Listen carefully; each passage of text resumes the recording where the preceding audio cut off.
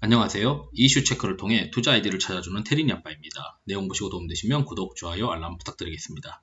5월 수출 데이터가 발표가 되었는데 YOY로는 엄청나게 좋은 데이터가 많이 나왔어요. 그렇지만 이제 이러한 이제 YOY의 어떤 기저 효과가 하반기로 가면 갈수록 이제 둔화될 텐데, 그렇게 되면 이제 우리가 어떤 투자 플레이를 해야 될까, 그런 내용에 대해서 좀 말씀드리고 싶어가지고 영상을 준비해 보았습니다.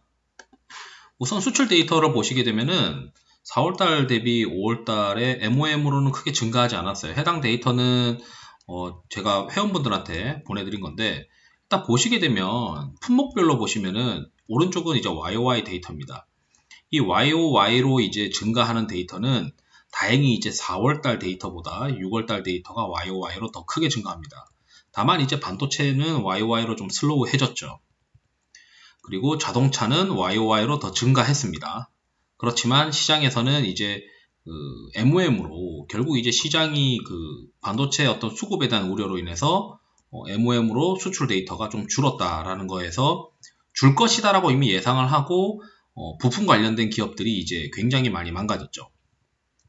그리고 전반적으로 보면 YOY로 여전히 이제 기저 효과가 있으면서 굉장히 큰 그로스가 나오고 있다. 그런데 문제는 이제 하반기인데 이러한 데이터를 보고 표면적으로 YOY로 굉장히 좋고 견조하다라고 이제 이야기하는 애널리스트도 있지만, 이제 슬슬 걱정을 많이 하시는 분들이 있어요. 여기 이제 동부금융투자본도 보시면은 수출 모멘텀은 하반기 중 정점에 근접을 할 것이다. 2에서 3분기를 거치면서 글로벌 경제가 피크아웃으로 이제 예상이 된다라는 거죠.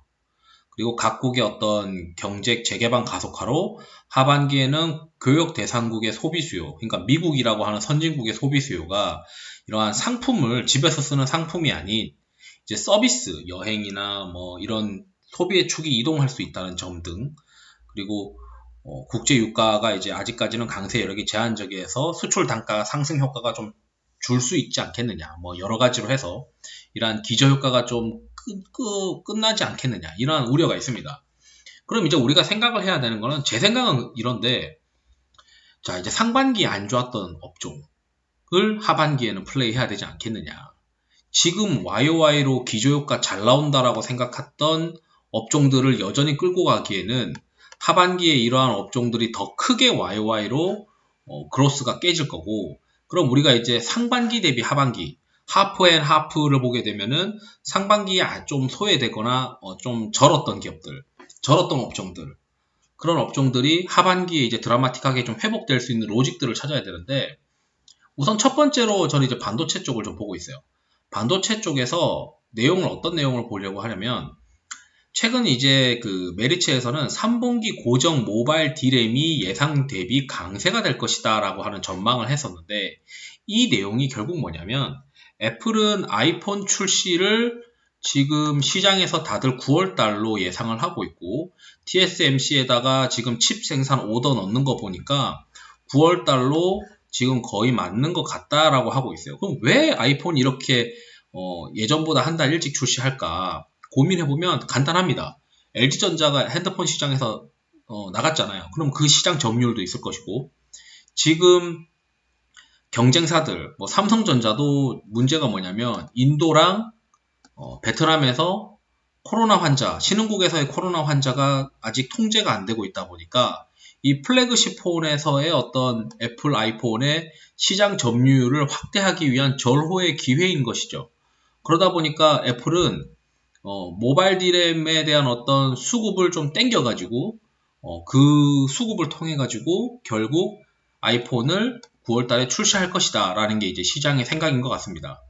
그렇다면 이제 애플 관련된 기업들, 지금 현재 순수 애플 관련된 기업은 좀 제한적이긴 하지만, 제가 영상 올려드렸던 LG이노텍 이런 경우도 애플의 아이폰 출시 효과로 인해서 먼저 주가가 가지 않겠느냐.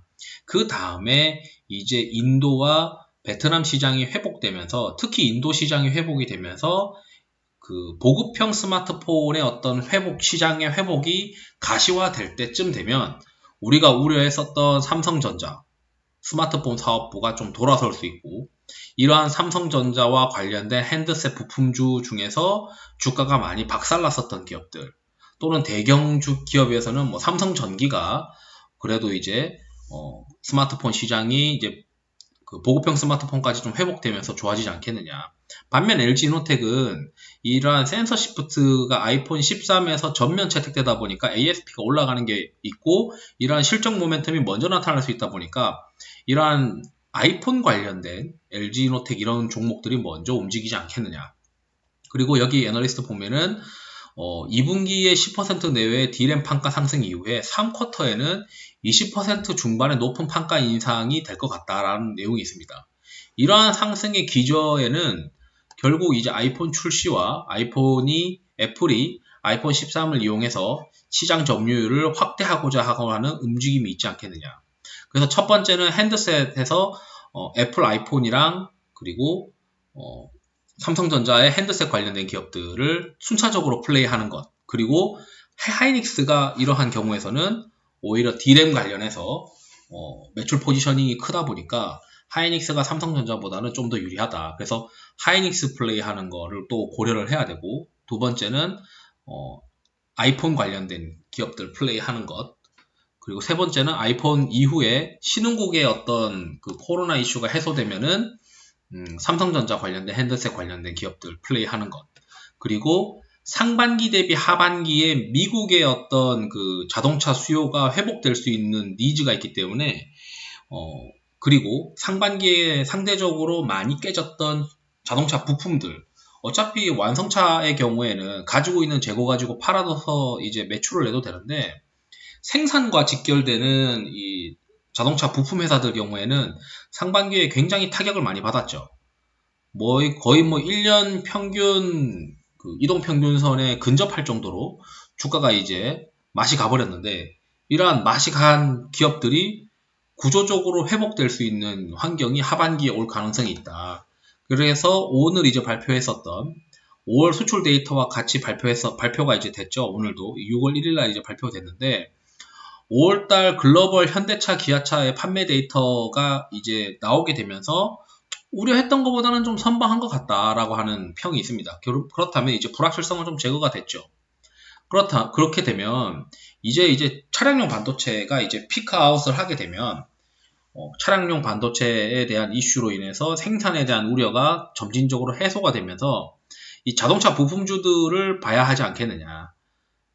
그래서 이제 정리를 해보면 아이폰, 그리고 인도와 그 베트남의 어떤 코로나 이슈 해소 가능성, 그리고 이제 자동차 부품, 그리고 3분기, 4분기로 가면 갈수록 배당주에 관한 이즈가 있을 겁니다. 특히 기관 투자자들은 한 9월 이후부터는 확정적인 어떤 이익을 거두기 위해서, 그리고 1, 2, 3분기까지 누적된 이익을 기반으로 생각을 했을 때 배당 수익률이 나오는 기업들은 좀 선점하려고 하는 움직임들이 있어서 배당주를 체크를 할 겁니다. 특히 삼성전자도 하이닉스가 먼저 갈 수는 있겠지만 시장 상황상 인도와 어떤 그 베트남의 어떤 코로나 이슈가 좀 더 늦게 해소가 되면 스마트폰 사업부의 회복이 더뎌지니까, 그런 반면에 D램 쪽에서는 뭐 아이폰 영향으로 인해서 이렇게 모바일 D램 가격이 올라가고, 이 삼성전자의 특히 그 서버용 D램 또는 SK 하이닉스의 서버용 D램은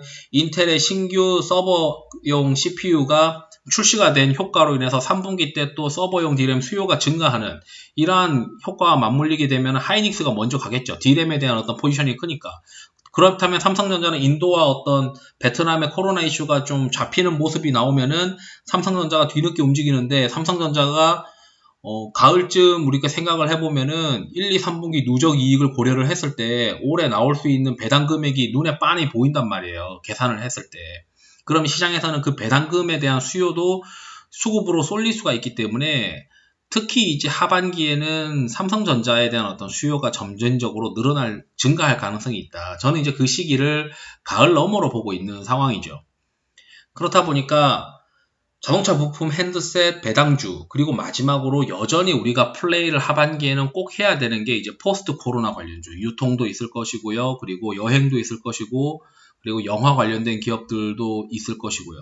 이렇게 포스트 코로나 관련된 기업들을 여전히 플레이해야 된다. 그럼 총 4가지가 있죠. 자동차 부품, 핸드셋, 배당주, 포스트 코로나.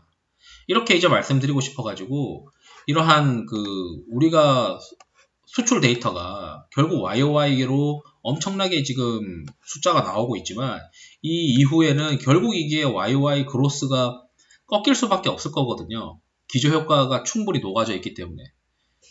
따라서 이제 하반기에는 상반기에 안 좋았던 기업을 좀 더 우선적으로 플레이해야 되는 거 아니냐. 다만 무조건 안 좋은 게 아니고 하반기에 개선될 가능성이 높은 업종에 베팅해야 된다. 이렇게 이제 말씀드리면서 영상을 마치도록 하겠습니다. 투자에 도움이 되시길 바랍니다. 감사합니다.